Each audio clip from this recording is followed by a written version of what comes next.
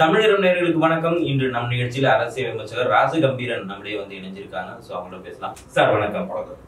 நாம் தமிழர் கட்சி தலைவர் சீமான் அவருடைய சமீபத்திய பேச்சுக்கெல்லாம் ரொம்ப கடும் விமர்சனமாவே இருக்கு. இப்ப அதிமுக கூட கேஸ் கொடுத்துருக்காங்க. அப்படிங்கிறப்போ நேற்று நடந்த கூட்டத்துல தான் கனிமொழி அவர்கள் சொல்லியிருந்தப்ப நான் என்ன கூலியா அப்படின்னு சொல்லி ரொம்ப கடுமையா விமர்சனம் பண்ணியிருந்தா சீமான் அவர்கள். எப்படி பாக்குறீங்க இந்த அவருடைய பதட்டமான அரசியல் கட்சியிலே இது வரைக்கும் தனிப்பட்ட தாக்குதல் என்பதை தலைவர்கள் செய்ய மாட்டார்கள். தத்துவ சண்டை நடக்கும். உன் கட்சியினுடைய கொள்கை தவறானது, இந்துத்துவ கோட்பாடு தவறானது, கம்யூனிசம் நடைமுறைக்கு ஒத்து வராது என்கிற சண்டைகள் நடந்திருக்கிறது. தத்துவார்த்தமாக சில சண்டைகள் நடந்திருக்கிறது. தனி மனிதனை குறை சொல்லுகிற போது கூட அவருடைய செயல்பாடு சரியில்லை என்று சொல்வார்களே தவிர அந்தரங்கமாக யாரையும் விமர்சிக்க மாட்டார்கள். ஆனால் சீமான் வரம்பு மீறி என்ன செய்யறாருன்னா, கனிமொழியை சாதி பெயரை சொல்லி நீ ஒரு ஜாதி உங்க அப்பா வேற ஜாதியா என்றெல்லாம் அவர் பேசுகிறார். ஆனால் இதெல்லாம் பேசுவதற்கான யோக்கியதை அவருக்கு இருக்கிறதா என்ற ஒரு கேள்வி இருக்கிறது. பல கூட்டங்கள்ல பேசுறாரு. 52 வருடங்களுக்கு முன்னால் மறைந்து போன பெரியார் குறித்து எப்படி மோடி நேருவை பார்த்து பேசுவாரோ, நேரு தான் இந்த நாட்டையே சீர்குலைத்தது என்று அவர் பேசுவாரோ, நேரு தான் இந்த நவ இந்தியாவை உருவாக்கியவர், நவீன இந்தியாவினுடைய சிற்பியே நேருதான். அவருடைய சாதனையை பொறுத்துக் கொள்ள முடியாமல் அவர் தான் RSSக்கு தடையை விதித்தவர். நீண்ட காலமாக இந்துத்துவாவிற்கு சவக்கொடியை தோண்டி அதற்கு சவப்பட்டி தயாரித்தவர் நேரு தான். அந்த காப்புணர்ச்சி எல்லாம் ஆழ்மனதிலே வைத்துக் கொண்டு நேருவுக்கு எதிராக பல விமர்சனங்களை வரலாற்றின் மீதான சேறுகளை அள்ளி வீசக்கூடிய வழக்கத்தை மோடி எப்படி செய்வாரோ அதே போல அந்த கூட்டத்திலே என்னுடைய பயிற்சியில் இருந்து வருகிற காரணத்தினாலோ எனக்கு தெரியவில்லை, சிவசேனாவை தன்னுடைய ரோல் மாடலாக எடுத்துக்கொண்டு அரசியல் செய்யக்கூடிய சீமான் இன்றைக்கு என்ன செய்யறாருன்னா தனிநபர் தாக்குதல்ல இறங்குறார். ஒரு பெண் அரசியல்வாதி, பெண்கள் அரசியலிலே பங்கேற்பு செய்வது என்பது மிக குறைவாக இருக்கிறது. ஒரு சிறிய கிராமங்களிலே பஞ்சாயத்து தலைவியாக கூட பெண்கள் வர முடியாத நடைமுறை சிக்கல் இருக்கிறது, ஆணாதிக்க சூழல் இருக்கிறது. நாம் தமிழர் கட்சியிலே கூட காளியம்மாள் வளர்ச்சியை பொறுத்துக் கொள்ள முடியவில்லை சீமானார் என்கிற குற்றச்சாட்டு இருக்கிறது. எல்லா இடங்களிலும் பெண்களுக்கு நெருக்கடி இருக்கக்கூடிய ஒரு சூழல்ல நீங்க ஏன் போய் தூத்துக்குடியில இருந்தீங்க என்று அவர் பேசுறாரு. தூத்துக்குடியில ஏன் கனிமொழி அவர்கள் வேட்பாளராக நிறுத்தப்பட்டார்னா, தூத்துக்குடியில தான் ஒரு மிகப்பெரிய அநீதியாக அந்த வேதாந்தா நிறுவனத்திற்கு ஆதரவான அந்த துப்பாக்கி சூடு நடந்தது. அதற்காக அவங்க அதனுடைய அநீதியை கண்டிக்கிற விதமாக அவங்க கள அரசியல் இருந்தாங்க அப்படிங்கிறது திமுக சார்பாக நிறுத்தப்பட்டதுக்கான காரணம். நாடார் சமூகம் இங்க அதிகமா இருந்துச்சு, அதனாலதான் நீங்க போய் நின்றிய அப்படின்னு சொல்லிட்டு நீங்க போய் அங்கே நின்றிய அப்படின்னு கேட்கிற. நான் என்ன கேட்க விரும்புறேன்னா, சிவகங்கை மாவட்டம் இளையான்குடிக்கு பக்கத்துல இருக்கக்கூடிய அரணையூர் கிராமத்தை சேர்ந்த சீமான் எதற்காக சட்டமன்ற தேர்தல் என்று வருகிற போது சென்னைக்கு கடைக்கோடி மாதிரி இருக்கக்கூடிய திருவொற்றியூர்ல போய் ஏன் நின்றாரு? திருவொற்றியூர்ல போய் ஏன் நின்றார்னா, சாதி வாக்குகளை நம்பிதான் அங்கே போய் நின்றார் அவரு. நீ குறைந்தபட்சம் சாதி மறுப்பாளனாக இருந்து கொண்டு இது போன்ற சாதி வாக்குகளுக்காக தேர்தலில் நீங்கள் நிற்கிறீர்களே என்று கேட்பதற்கான யோக்கியதை அவருக்கு இருந்தா அவர் கேட்கலாம். உங்களுடைய தொகுதியில போய் நீங்க நிக்கணும்ல. உங்களுடைய தொகுதி மானாமதுரை சிவகங்கை பகுதியை சார்ந்த ஒரு தொகுதியில நீங்க நிக்கணும். சிவகங்கைக்கு சட்டமன்றத்தில் போய் தான் முறைப்படி பார்த்தா நீங்க நிக்கணும். அப்ப நீங்கள் சாதி வாக்குகளை கணக்கு பண்ணிதான் நீங்களே போய் திருவொற்றியூர்ல நிக்கிறீங்க. அப்ப அவருக்கு என்னன்னா, இந்த மல்லாக்கப்படுத்துக்கு எச்சிது போனா நம்ம மேலதான் படம் சொல்லுவாங்க. அது மாதிரி சுய விமர்சனம் என்பது கூட அடிப்படை அறிவு கூட இல்லாம அவர் பேசுறாங்க. அப்புறம் அதோட நிறுத்தாம தமிழிசை சவுந்தரராஜன் தான் அவங்க சிறந்தவங்க அப்படின்னு தேவையில்லாம பேசுறாங்க. பேரறிஞர் ரேஞ்சுக்கெல்லாமே சொல்ல ஆரம்பிச்சிட்டாரு. ஆமா, நமக்கெல்லாம் அண்ணா பேரறிஞர் என்றால் சீமானுக்கு எச் ராஜாவே பேரறிஞர். ஆனா கடந்த காலங்கள்ல எச் ராஜா குறித்து அவர் என்னெல்லாம் பேசி இருக்கிறார்னா, ஒரு நாய் குறைச்சிக்கிட்டே இருக்கும், அதை கல்லால் அடிச்சோம்னா அந்த நாய் ஓடும் அப்படின்னா பேசியிருக்கிறார். அந்த நாய் எதுன்னு எனக்கு தெரியும் அப்படின்னு சொல்லி அவர் பேரை சொல்லி பேசியிருக்கிறார். அவர் இவருக்கு எதிராக நிறைய பேசியிருக்கிறார். அப்படி சொல்லிட்டு அவர் என்ன பண்றாருன்னா, அந்த இடத்துல அந்த மண்ணின் மைந்தராக யாரு நிக்கணும் அப்படின்னா தமிழிசை சவுந்தரராஜன் தான் நிக்கணும் அப்படின்னு பேசுறாரு. சம்பந்தமே எல்லாம் பேசுறாரு. அந்த அம்மாவுக்கு சொந்த ஊர் கன்னியாகுமரி. குமரி அனந்தனாலே கன்னியாகுமரிக்காரன். அகத்தீஸ்வரம்னு ஒரு சிறிய கிராமம் கன்னியாகுமரி பக்கத்துல, அதான் அவங்களுக்கு ஊரு. அப்ப அப்படி பார்த்தா அந்த அம்மா இது எப்படி அவர் அந்த நிலம் சார்ந்த அரசியல் சொல்லுவார் இல்லையா, நீ வந்து வேற மாநிலத்துக்காரன், தெலுங்கு, நீ தெலுங்கு, நீ வரக்கூடாது அப்படின்னு சொல்லுவார் இல்லையா? சீமானுடைய பூர்வீகமே அவர்களுடைய முன்னோர்களே கேரளாவில் இருந்துதான் வந்தார்கள் என்று ஒரு அவரோட பழகியவர்கள் அந்த வரலாறு சொல்றாங்க. அவருடைய மனைவியே கூட தெலுங்கு பேசக்கூடியவங்க தான். நாம் இதையெல்லாம் தனிப்பட்ட முறையில் விமர்சிப்பதற்கு நமக்கு விருப்பம் இல்லை என்றாலும் அவர் கூறுகிற பதிலுக்கு அவருடைய மொழியில நாம் பதில் சொல்ல வேண்டிய கட்டாயம் நமக்கு இருக்கிறது. எனவே முன்னோர்கள் மலையாளியாக இருக்கும் பட்சத்துல சீமானும் ஒரு மலையாளி, அவருடைய மனைவி ஒரு தெலுங்கரு. எனவே அவரே தமிழ் தேசியத்துக்கு அன்பிட் தான் அவர் கணக்குப்படி பார்த்தா. அரசியலை கொள்கையின் அடிப்படையிலே பார்க்காமல் பிறப்பின் அடிப்படையிலே பார்ப்பது யாருடைய கோட்பாடு? பிறப்பின் வழியாக ஒரு மனிதனை வேதம் கற்பிப்பது, வேறுபாடு காட்டுவது என்பது பார்ப்பனிய கோட்பாடு.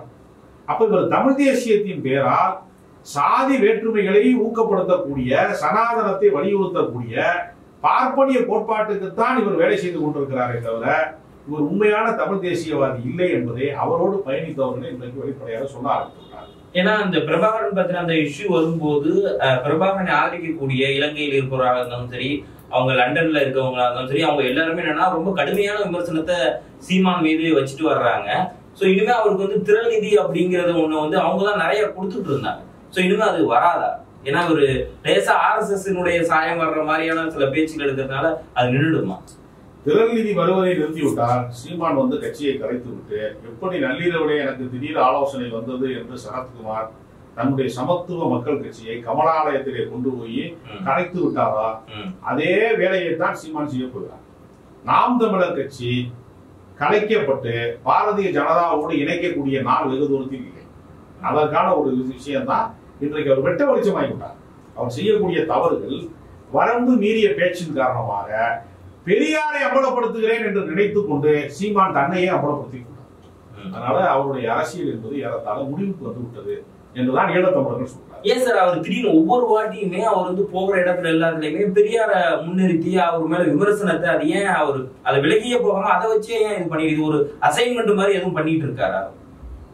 RSS காரர்கள், இந்துத்துவவாதிகள், வலதுசாரிகள், பிற்போக்குவாதிகள்லாம் பெரியாரை நெடுங்காலமாக விமர்சித்தார்கள்.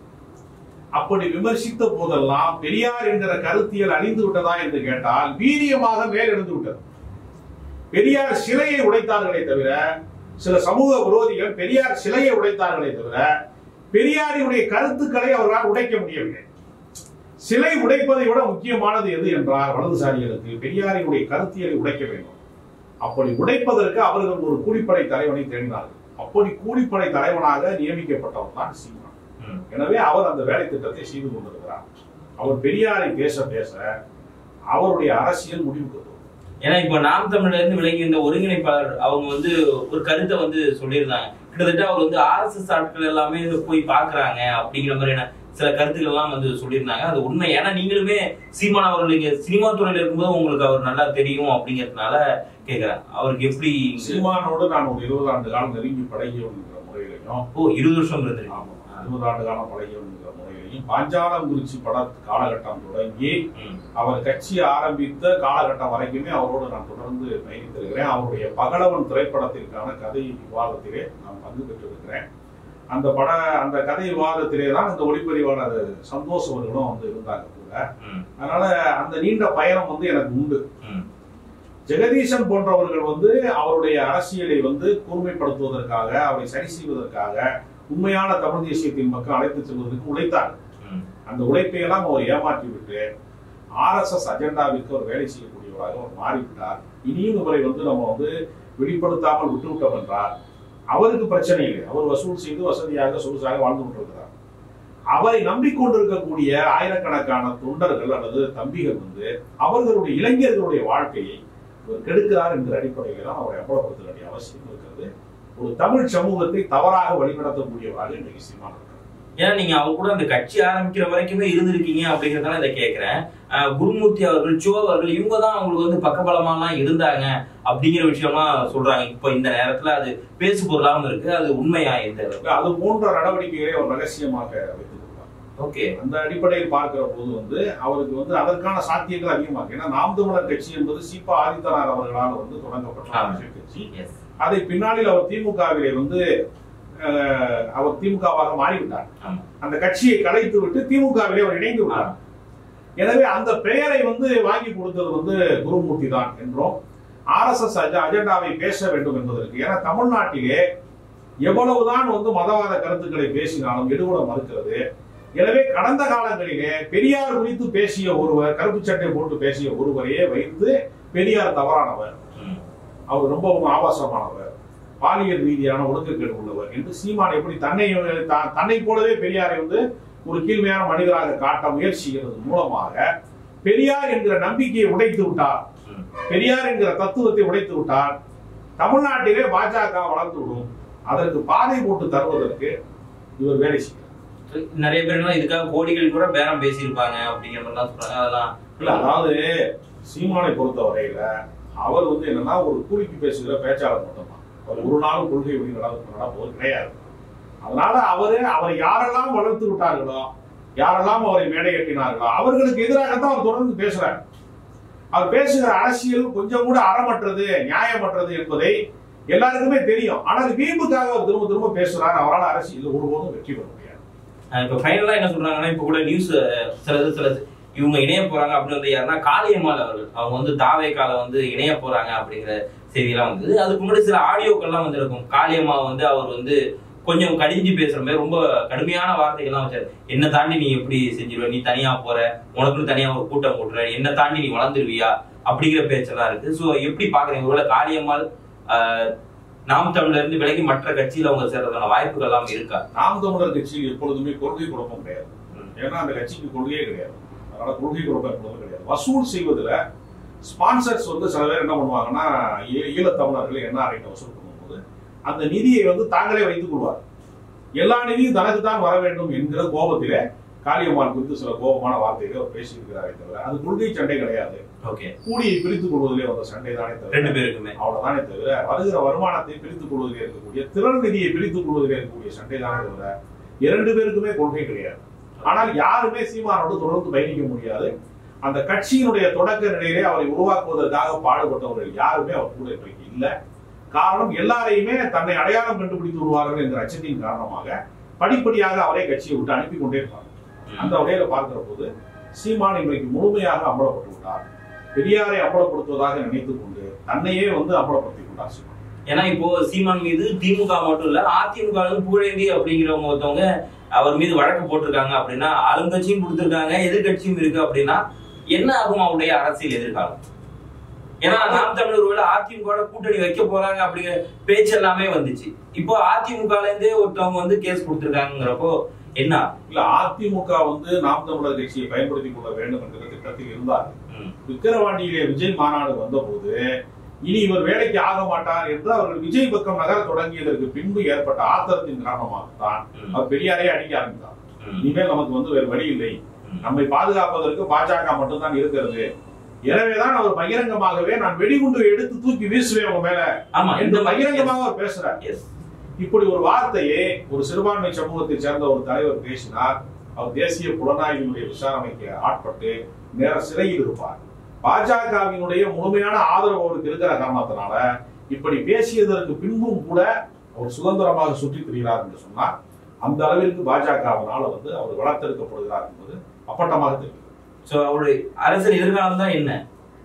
அவர் அரசியல் எதிர்காலத்தை எப்போதுமே திட்டமிட்டது கிடையாது. அவருடைய அரசியல் எப்பொழுதுமே திறன் நிதியோடு நின்றும். ஏன்னா ஒரு கருத்தின் கீழ் மக்களை ஒன்று திரட்டுவதுதான் ஜனநாயகம். அவர் எப்பொழுதுமே என்ன சொல்லுவாருன்னா, நான் யாரோட கூட்டணி சேர மாட்டேன் என்று சொல்லுவார் தொடர்ச்சியாக. அது காரணம் என்னன்னா, வசூல் செய்வதற்கு அதுதான் வசதியானது. எல்லா கட்சிக்கும் தேர்தல் வந்தால் செலவு, நாம் தமிழர் கட்சிக்கு அது வரவு.